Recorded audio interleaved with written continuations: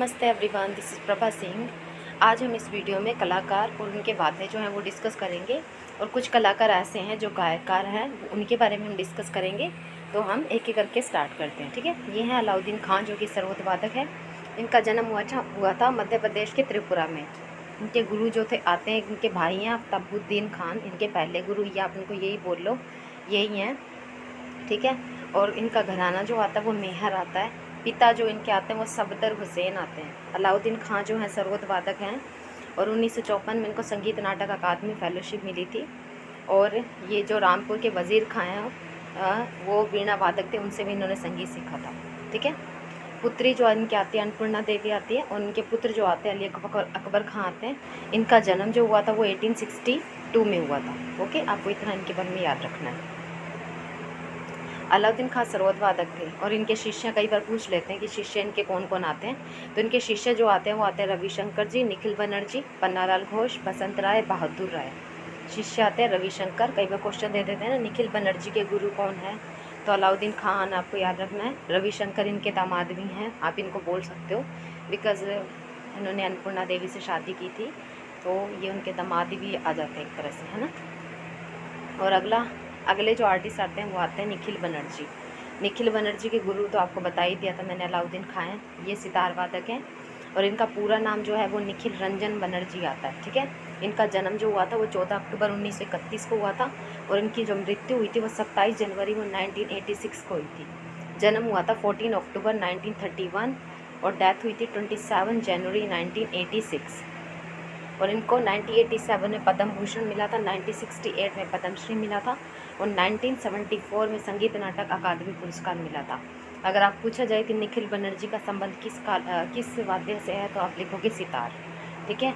इनके गुरु कौन आ जाते हैं, अलाउद्दीन खान आ जाते हैं। पद्मश्री इनको कब मिला, 1968 में मिला, ठीक है। ये आती है हमारी गौहर जान, जो कि ठुमरी गायिका हैं। ये आधुनिक युग की स्टार गायिका इनको बोला जाता था। इनका जन्म जो हुआ था वो 26 जून 1873 को उत्तर प्रदेश में हुआ था और इनकी जो डेथ हुई थी वो 17 जनवरी 1930 को हुई थी, ठीक है। थोड़ा थोड़ा आर्टिस्ट के बारे में आपको याद रखना, जो मेन चीज़ है इनके बारे में। और अगले आते हैं हमारे बिरजू महाराज, जो कि कथक के हैं, कथक के आर्टिस्ट हैं बिरजू महाराज जी। इनका पूरा नाम जो आता है ब्रज मोहन नाथ मिश्र आता है।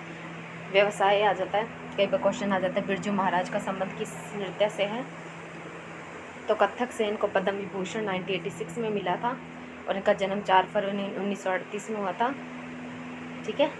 और ईश्वरी प्रसाद मिश्र जो हैं वो इनके गुरु माने जाते हैं, उन्हीं से इन्होंने शिक्षा ली थी। ये हमारे आते हैं मुथुस्वामी दीक्षितार। ये तमिलनाडु के हैं, मतलब कर्नाटक संगीत से बिलोंग करते हैं। इनका जन्म तमिलनाडु के तिरुवरूर में हुआ था 24 मार्च 1775 को। इनकी प्रकृति का नाम बाल गोपाल है।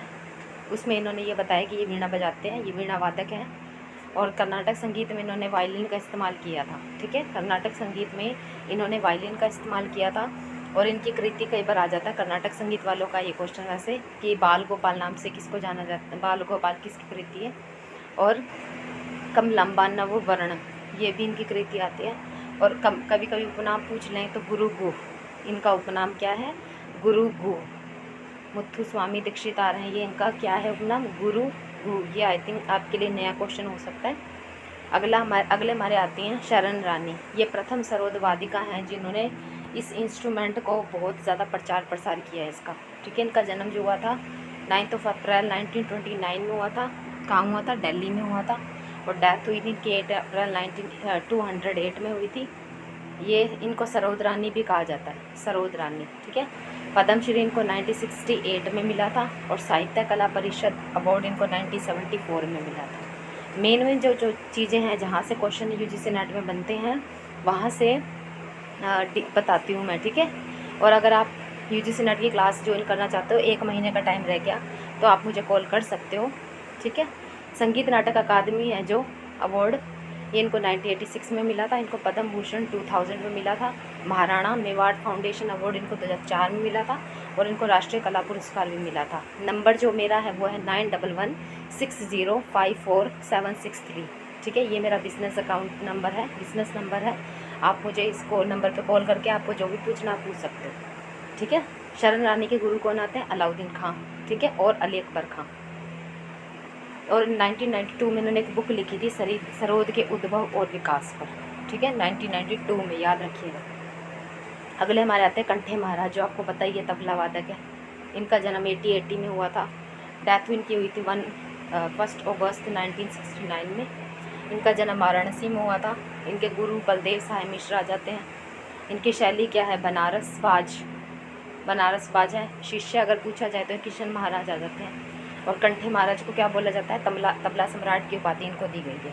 कंठे महाराज को किसकी उपाधि दी गई है, तबला सम्राट की, ठीक है। उसके बाद हमारी आती है गायिका, ये हैं हीराबाई बड़ौदकर, जो जिनके गुरु कौन है, अब्दुल करीम खां भी है और वहीद खां भी है, ठीक है। और इनका घराना पूछा जाए तो क्या आता है, किराना। इनका जन्म हुआ था 29 मई 1905 में और मृत्यु इनकी थी 20 नवंबर 1989 में। इनका क्या करती हैं ये, ख्याल, गज़ल, ठुमरी, भजन सब गाती हैं, ठीक है। इनको पद्म भूषण 1970 में मिला था। विष्णु भावे पुरस्कार भी इनको मिला था। और इनको गान कोकिला के नाम से जाना जाता है। हीराबाई बड़ौदकर को किस नाम से जाना जाता है, गान कोकिला। इनको संगीत नाटक अकादमी पुरस्कार कब मिला था, 1965 में।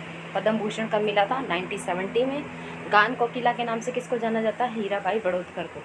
कुछ बातें जो है इनकी इंपॉर्टेंट वो आपको याद रखनी है, जैसे कि गान कोकिला, ठीक है। आप मुझे नंबर पे कॉल कर सकते हो। अभी LT ग्रेड की एग्ज़ाम की तैयारी हम स्टार्ट कराने वाले हैं 15 सितंबर से। ये हमारे फयाज खां, जिन्होंने नोम तोम के आलाप की वो करी थी शुरुआत। आगरा से बिलोंग करते हैं ये। 1886 में इनका जन्म आगरा सिकंदराबाद में हुआ था। और इनकी मृत्यु जो हुई थी बड़ौदा में हुई थी। इनके पिता पूछा जाए तो सफदर हुसैन आते हैं। और 5 नवंबर 1950 को इनकी डेथ हुई थी, फयाज खां की, ठीक है। उपाधि इनको कब मिली थी, आफ्ताबे मौसीकी की। कब मिली थी, 1911 में। इनका घराना क्या आ जाता, कई बार पूछ ले तो, आगरा। इनको कौन सी उपाधि मिली थी, ज्ञान रत्न की उपाधि मिली थी। और इनकी समाधि पूछी जाए तो कहाँ है, बड़ौदा गुजरात में। इनको स्वर्ण पदक कब मिला था, 1906 में। और इनका उपनाम अगर पूछा जाए तो प्रेम पिया। इनके शिष्य कौन आते, दिलीप चंद्र बेदी, विलायत हुसैन, लताफ़त हुसैन, शराफत हुसैन, अजमत हुसैन, अता हुसैन और SN रतनजनकर, ये इनके शिष्य आते हैं, ठीक है। ये कौन है, फयाज खां जी, हमारे बहुत फेमस आर्टिस्ट, ख्याल गायक हैं, जो कि है ना, ख्याल को बहुत प्रसिद्ध इन्होंने किया था। Thank you so much. अगर आपको ये वीडियो पसंद आई है तो प्लीज़ लाइक करना और इसको शेयर भी करना, ओके।